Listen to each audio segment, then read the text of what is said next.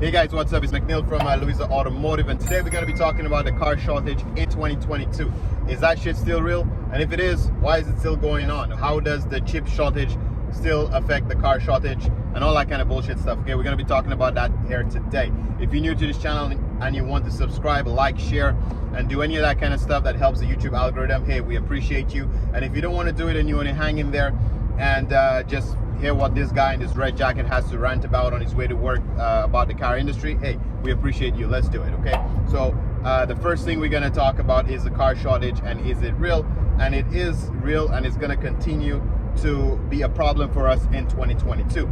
And so that you can understand why, first you have to understand the root of the actual problem. So the car shortage obviously have to do with the chip shortage that you keep hearing about all the time. What the hell is those chips, or like some people call them wafers, that they put into the cars? Like, what the hell is this, and why we cannot manufacture it? Okay, now, as much as you think your car has a lot of tech, like this one, we got navigation, you got backup camera, you got lane assist, front collision warning. All of these things use those little microchips, but as much as you think is high tech, those chips are on the lowest scale of the technology.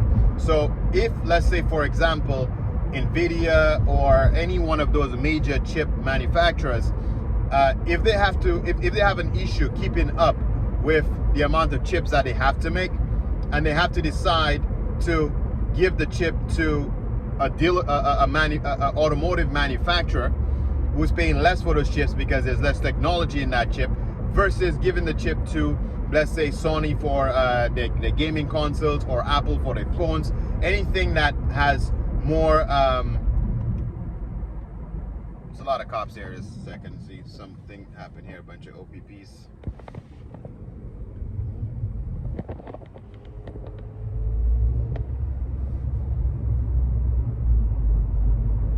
I don't know if you saw them. Bunch of cops. Somebody screwed up. I don't know. Where was I?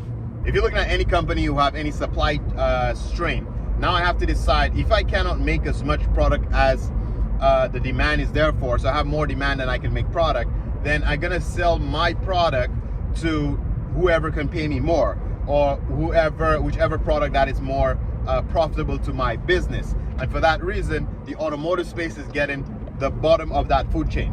Okay, they're getting less chips because the type of chips that they use is basically old technology. It's old chips. It's not as profitable to the chip manufacturers, and that's why they're not trying to ramp up production for them as yet. Their key is to try to give the chips to people, like I said, like Apple and any one of those tech companies that could pay more for those chips. So because of the chip shortage, this is why they cannot get how much you need to make the cars they need to make. Now, there's a little bit of a difference with Tesla, I've been telling you guys for a while, and the regular car manufacturers. Why did Tesla have record delivery during a chip shortage? Because Tesla is actually more of a tech play than an automotive space play. I know they just have that one interface, that big screen that controls everything, so they have a much more advanced chips that they use, and less chips in their car. So their car don't require as much chips as the other manufacturers, and the ones that they have is more valuable, is more processing. It has more processing, so it's basically more profitable to the chip manufacturers. The second benefit for Tesla is they do not have to rely on one chip manufacturer. You see, when they get a chip from a different person, they can update their software in order to make it work with any chip supplier.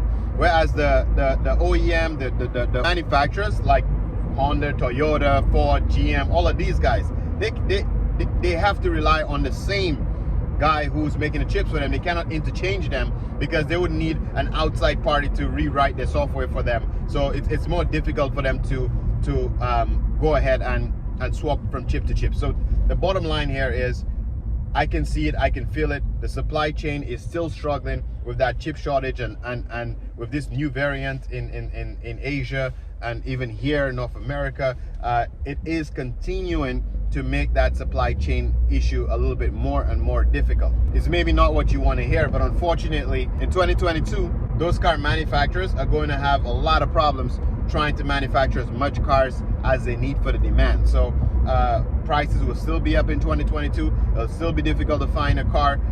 Quite frankly, if you don't need a car, like I said on many other videos before, you know, stay without one for now. Okay, there's no reason to be overpaying over MSRP for a new car or double or whatever for a used car if you don't need one right now. Obviously, if you're in an accident and you need to replace your car and your situation is something where you absolutely need a car, then you grab one. You have no choice. But if you could wait and hang in and repair the one that you have and maintain what you have and hang in there for a bit, prices are going to continue to be a problem in 2022. Will 2023 be a better year for the car industry?